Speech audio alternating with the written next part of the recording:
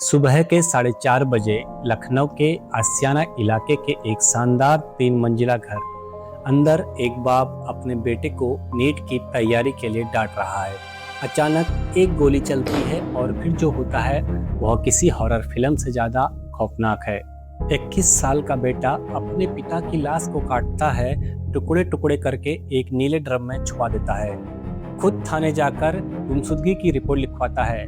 वो सारे सबूत मिटाने की कोशिश करता है और इसमें वो एक हद तक कामयाब भी हो जाता है, लेकिन सच छुप नहीं पाता।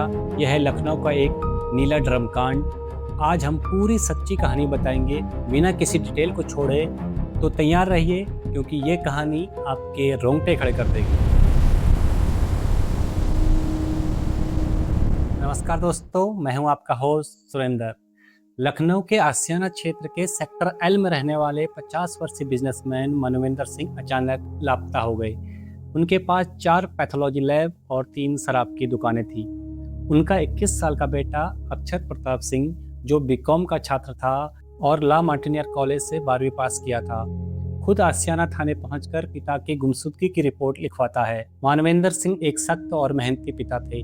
वो चाहते थे उनका इकलौता बेटा अक्षत डॉक्टर बने, लेकिन अक्षत नीट में 2 बार फेल हो चुका था। घर में तनाव बढ़ता जा रहा था। 4 महीने पहले अक्षत ने घर से कीमती जेवर और नकदी चुरा ली थी। पहले नौकरानी पर शक हुआ, पुलिस में रिपोर्ट भी हुई, लेकिन बाद में पता चला कि चोर अक्षत ही था। मानवेंद्र ने शिकायत वापस ले ली, लेकिन बेटे पर सख्त नजर रखनी शुरू कर दी। यही नजरबंदी अक्षत को अंदर ही अंदर खा रही थी। अक्षत को हथियारों का शौक था। वो पिता की लाइसेंसिंग राइफल को घंटों साफ करता, निशाना लगाता, तोड़ जोड़ कर रखता था। मोहल्ले के बच्चे उससे डरते थे क्योंकि वो राइफल लेकर कार में घूमता था। उसकी छोटी बहन कृति 11वीं क्लास में पढ़ती थी। घर में सिर्फ तीनों ही रहते थे। अक्षत का व्यवहार पड़ोसियों को अजीब लगता था। वह शांत रहता, लेकिन अंदर से गुस्सा भरा हुआ था। कुछ रिपोर्ट्स के मुताबिक वो ड्रग्स भी लेता था। 20 फरवरी 2026 सुबह 4:30 बजे तीसरी मंजिल पर मानवेंद्र सिंह बेटे को पढ़ाई के लिए डांट रहे थे और दोनों के बीच काफी बहस होती है। गुस्से में अक्षत ने अपने पापा की लाइसेंसी राइफल निकाली और पिता के ऊपर गोली चला दी। गोली सीधे सिर में लगी। मानवेंद्र सिंह तुरंत गिर गए और उनकी मौत हो गई। उनकी छोटी बेटी कृति पूरे वाक्य की गवाह थी। अक्षत अपनी बहन को भी धमकाता है और बोलता है, किसी को बताया तो तुझे भी मार दूंगा। उसके बाद लाश को छुपाने का प्लान बनाता है। फिर अक्षत ऑनलाइन चाकू ऑर्डर करता है, लेकिन जब चाकू से भी काम नहीं बनता तो बाजार जाता है और आरी और पॉलीबैग खरीदता है। उसके बाद लाश को घसीटते हुए बाथरूम में ले जाता है, जिसके बाद अपने पिता के शव को 5 से 6 टुकड़ों में काटता है। दोनों हाथ, घुटनों से नीचे दोनों पैर और सिर। फिर इन टुकड़ों को सदरोना के जंगलों में ले जाके अलग अलग जगह पर फेंक देता है। धड़ और सिर को स्लीपिंग बैग में लपेटकर नीले ड्रम में डाल देता है। ड्रम को घर के खाली कमरे में रखकर उसके ऊपर कपड़ा और रजाई डाल देता है। खून के निशान साफ करने के लिए केमिकल का इस्तेमाल करता है। 20 फरवरी की सुबह से ही मानवेंद्र सिंह के दोस्त भक्तिवर्धन उन्हें कॉल कर रहे थे, लेकिन उनका फोन स्विच ऑफ आ रहा था। जब दोपहर तक मानवेंद्र सिंह का फोन ऑन नहीं हुआ तो उन्होंने अक्षत को कॉल करके पूछा, जिस पर उसने बताया कि पापा काम के सिलसिले में सुबह सुबह ही दिल्ली निकल गए हैं और अगले दिन दोपहर तक आने का बता गए हैं। अब अक्षत की यह बात सुनकर सभी उस वक्त के लिए तो निश्चित हो गए, जब अगले दिन दोपहर बीत जाने पर भी मानवेंद्र सिंह ना तो वापस लौटे और ना ही उनके तीनों मोबाइल नंबर ऑन हुए, तो सभी को चिंता सताने लगी। कैलेंडर पर 22 फरवरी की तारीख चढ़ चुकी थी और अभी भी मानवेंद्र सिंह की कोई खोज खबर नहीं थी। पहली बात तो यह है कि मानवेंद्र सिंह कभी अपना फोन स्विच ऑफ नहीं करते थे, और अगर हो भी गया तो ऑन करने के बाद सभी को कॉल बैक करते थे। इन्हीं कारणों से बढ़ती फिक्र के चलते मानवेंद्र सिंह के दोस्त और बिजनेस पार्टनर उनके पड़ोसी धर्मेंद्र सिंह को कॉल कर पूरी बात बताई। जब उनके पड़ोसी धर्मेंद्र सिंह को पता चला तो उन्होंने अक्षत को बुलाकर पूछा कि आखिर उसके पापा कहाँ हैं। इस पर अक्षत ने बताया कि पापा ने उसे 6 बजे जगाकर कहा था कि मैं दिल्ली जा रहा हूँ और 21 फरवरी की दोपहर तक वापस लौट जाऊंगा, तुम दरवाजा बंद कर लो। अब यहाँ से मानवेंद्र सिंह की लापता होने की खबर पूरे मोहल्ले में फैल गई।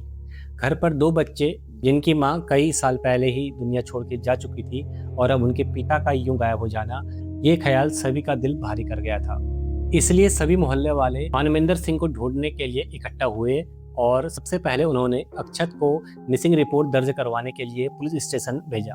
पुलिस ने जब इन्वेस्टिगेशन शुरू की तो पाया कि मानवेंद्र सिंह का व्हाट्सएप 20 फरवरी की रात 1:36 तक एक्टिव था और उनके मोबाइल की लास्ट लोकेशन काकोरी में लोकेटेड उनके एक पैथोलॉजी लैब में दिखा रही थी। लेकिन जब जांच की गई तो वहां पर उनका मोबाइल नहीं मिला। सब ने एक व्हाट्सएप ग्रुप भी बनाया जिसका नाम मानवेंद्र मिसिंग ग्रुप रखा गया। उसमें सभी मोहल्ले वाले, करीबी दोस्त और रिलेटिव को ऐड किया गया। इस ग्रुप में सभी लोग मानवेंद्र सिंह की खोज से जुड़ी हुई जो भी अपडेट होती थी पोस्ट करते थे और इसी में अक्षत भी हर 2-3 घंटे में कुछ न कुछ अपडेट देते रहता था। अक्षत मोहल्ले वालों के साथ और अपने पिता के बिजनेस पार्टनर भक्ति वर्धन के साथ मिलकर अलग अलग जगहों पर भटकते हुए अपने पिता को ढूंढ रहा था। उस मोहल्ले में एक सीसीटीवी कैमरा भी लगा हुआ था जो भले ही मानवेंद्र सिंह के घर को डायरेक्टली कवर नहीं करता था, लेकिन उससे इतना समझा जा सकता था कि उनके घर कौन और कब गया था या निकला था। जब उस सीसीटीवी फुटेज को चेक किया गया, पाया गया कि मानवेंद्र सिंह 20 तारीख की रात 1 बजे घर के अंदर जाते दिखे थे, लेकिन आगे की तारीख की किसी भी फुटेज में वो घर से बाहर निकलते नजर नहीं दिखे। यानी वो 1 बजे घर पहुंच गए थे और उसके 36 मिनट बाद तक उनका फोन ऑन भी था, क्योंकि व्हाट्सएप का लास्ट सीन भी उसी रात के 1:36 का दिखा रहा था। सीसीटीवी में भी वो घर से निकलते नहीं दिखे, लेकिन लास्ट लोकेशन काकोरी में उनके पैथोलॉजी की थी जो आसियाना में उनके घर से 22 किलोमीटर दूर था। यह एक कंफ्यूजिंग पैटर्न था जो कई सारे सवाल खड़े कर रहा था। सभी लोग मानवेंद्र को खोजने में लगे हुए थे। सभी इस कोशिश में थे कि कैसे इन बच्चों के पिता को सही सलामत खोज लिया जाए, और इसी वजह से अक्षत से जो भी मिलता वह उस दिन से जुड़े ढेरों सवाल उससे करता था, जैसे कि तुम्हारे पापा से लास्ट टाइम कब बात हुई, क्या बात हुई, उनका मूड कैसा था, वगैरह वगैरह। ये सवाल अक्षत से लोग बाग पूछते थे। अब ये सभी सवाल और पूछताछ अक्षत को अंदर ही अंदर बेचैन कर रही थी। आखिरकार जब उससे रहा नहीं गया तो उसने अपने पिता के एक दोस्त, जो सालों से उनके फैमिली के लॉयर भी थे, उनको कॉल कर मिलने को बुलाया। उसके बाद उसने उनको एक ऐसा खुलासा किया जिसके लिए वो खुद भी तैयार नहीं थे।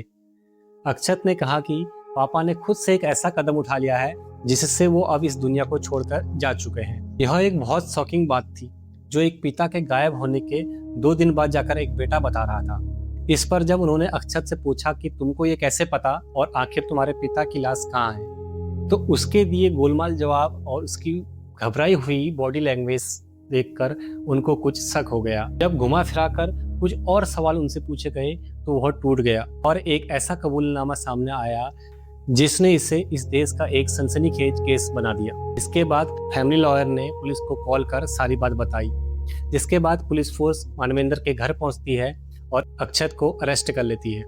24 फरवरी को पुलिस ने अक्षत के साथ घर की तलाशी ली।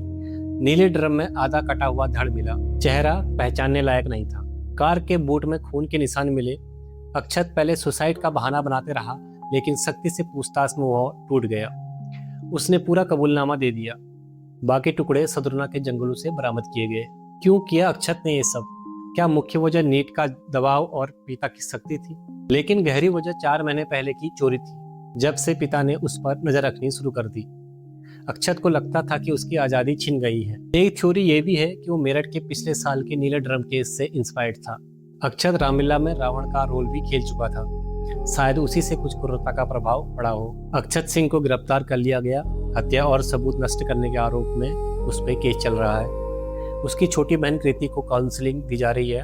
अक्षत ने जेल जाते वक्त बहन को गले लगाया और रोया।